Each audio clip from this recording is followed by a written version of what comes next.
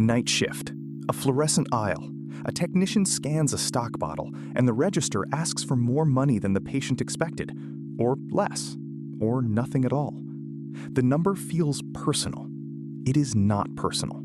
It is the last visible flake of a payment chain that started in a list price file and passed through a rebate exhibit, a network manual, and a claim adjudication engine before it ever became a copay. Most people think a prescription has a price. It does not. It has a stack. At the top of the stack, health plans hire pharmacy benefit managers. The hire is not a mystery.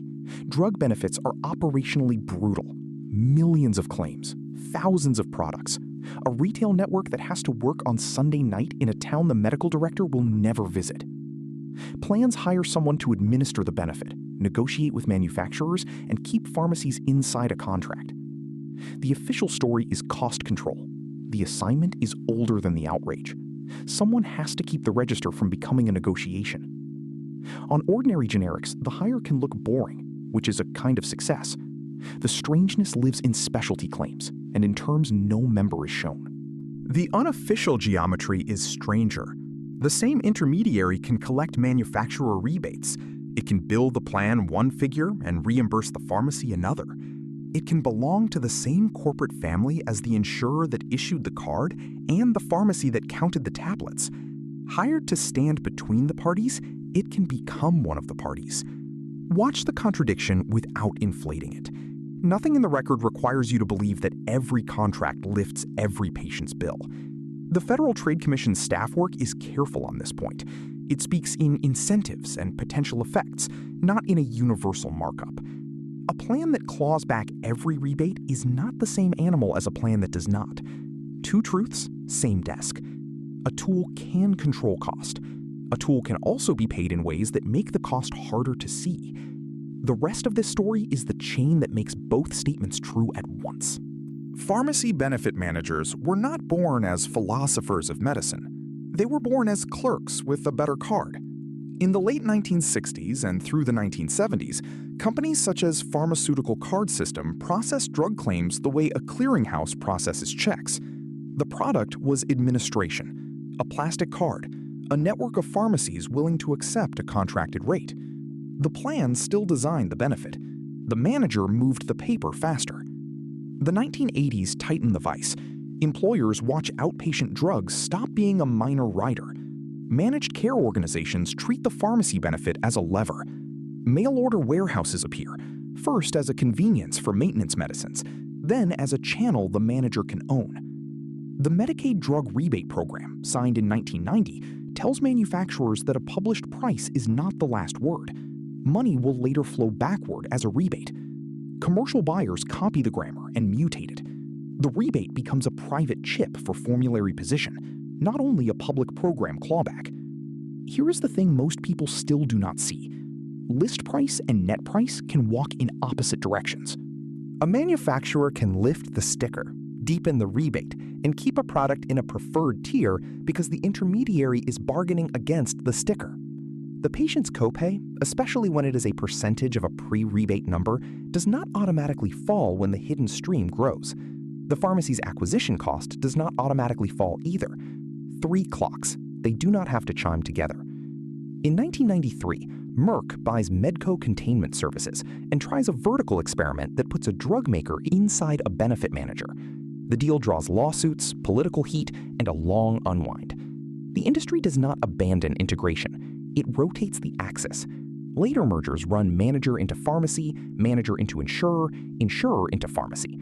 The manufacturer is no longer the parent. The parent is a health conglomerate that can write the benefit, run the list, and fill the bottle. The Medicare Prescription Drug Improvement and Modernization Act creates Part D. In January 2006, the benefit goes live. Tens of millions of older Americans now carry an outpatient drug card, administered, in large part, through the same class of intermediaries already working commercial accounts. Volume stops being a specialty market. Volume becomes a national utility. In 2007, CVS acquires Caremark and fuses a retail chain to a benefit manager. In 2012, Express Scripts acquires Medco in a transaction valued at about $29 billion. In 2018, OptumRx takes in Catamaran. By 2018, the remaining giants sit inside larger parents after Cigna agrees to buy Express Scripts and CVS Health closes on Aetna. Other managers still operate. Prime Therapeutics aligned with Blue Plans, Humana's in-house platform, smaller specialists in oncology or Medicaid, but the field tilts.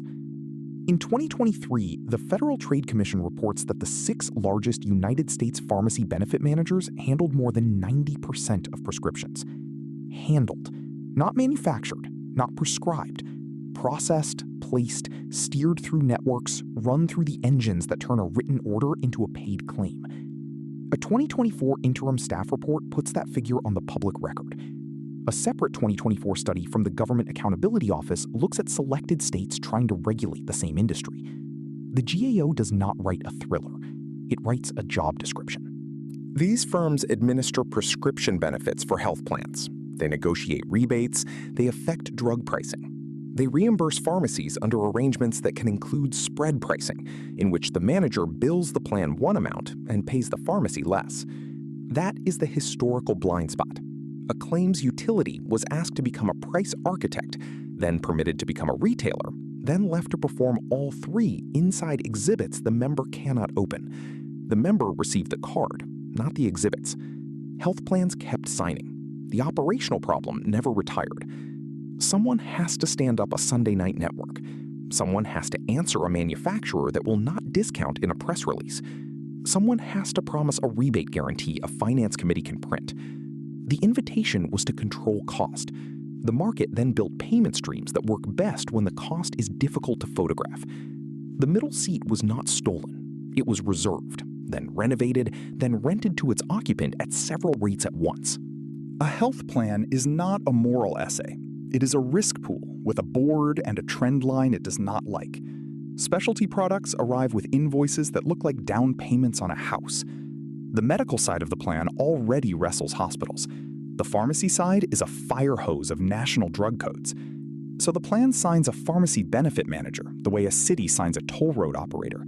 Hand over the lane, demand a rebate guarantee, demand a discount off a published benchmark, demand a network that will not flood the call center. The manager's motive is a stack of contractually permitted fees, not a single envelope. Per claim administration, a share of rebates if the exhibit allows retention, spread if the exhibit still permits the gap, margin on mail order, margin on specialty. If the parent already owns insurance paper, retail doors, and a warehouse of refrigerated totes, the motive thickens.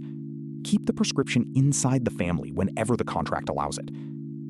The manufacturer's access team is not in this room to explain molecules. It is here to buy position. Preferred tier, fewer prior authorizations, a member cost share that does not shove the patient toward a rival. The instrument is a rebate offer, sometimes layered with price protection, sometimes paid to that neighboring purchasing organization. Lose the list, lose the volume, watch a plant run below capacity. The independent pharmacy lives or dies on the reimbursement file. It buys from a wholesaler at one cost and hopes the manager's payment plus the member's share covers acquisition, labor, and the light bill. When the payment prints below acquisition, the owner is not drafting a white paper. The owner is weighing whether to special order the next expensive inhaler or send the patient somewhere else. A chain pharmacy breathes differently. Volume, front store traffic, in some cases a shared parent with the manager on the other side of the claim switch. That fact does not convert every fill into a plot. It does change the bargaining power inside the network contract. The patient is the only party who meets the decision as flesh. Preferred means sleep. Non-preferred means a fight, a delay, a therapeutic switch. A specialty product locked to an affiliated mail pharmacy means a cooler on a porch and a week of tracking numbers. A prior authorization is an invisible wall with a fax number. Do not collect biographies. Collect signatures. Listen, a formulary committee marks one antiviral preferred and leaves its near cousin on a higher tier. A network team pays members to move 90-day chronic fills into mail. A limited distribution contract routes an oncology product to an affiliated specialty pharmacy. A plan sponsor accepts a richer rebate guarantee in exchange for fewer line item reports. Each signature is small. Together, they sort which bottle is ordinary and which bottle is a problem. The structural hunger is simple. Control the list, and the manufacturer has to come to you. Control the network, and the pharmacy has to accept your rate. Own the affiliated pharmacy, and you can earn on the fill after you earn on the benefit design. They need a contract, a switch, and a member who cannot see either. And then the member asks a question in a language none of the 4 desks share. Why this bottle? Why this pharmacy? Why this number? The claim hits the switch in the present tense. A pharmacist in a small town enters a national drug code. In less than 2 seconds, an engine answers. Covered, not covered. Preferred, prior authorization required. Member pays this. Pharmacy will be paid that. The bottle has not moved. The money has already been imagined 4 different ways. Start with the rebate, because that is the stream outsiders mention and almost never see. A manufacturer and a manager, or the manager's cousin, a group purchasing organization with its own letterhead, bargain over formulary access. The offer is not a public discount at the register. It is a retrospective payment, often a percentage of a wholesale acquisition cost, triggered by volume, by preferred placement, by the exclusion of a rival. Price protection clauses can add another check if the sticker rises faster than a cap.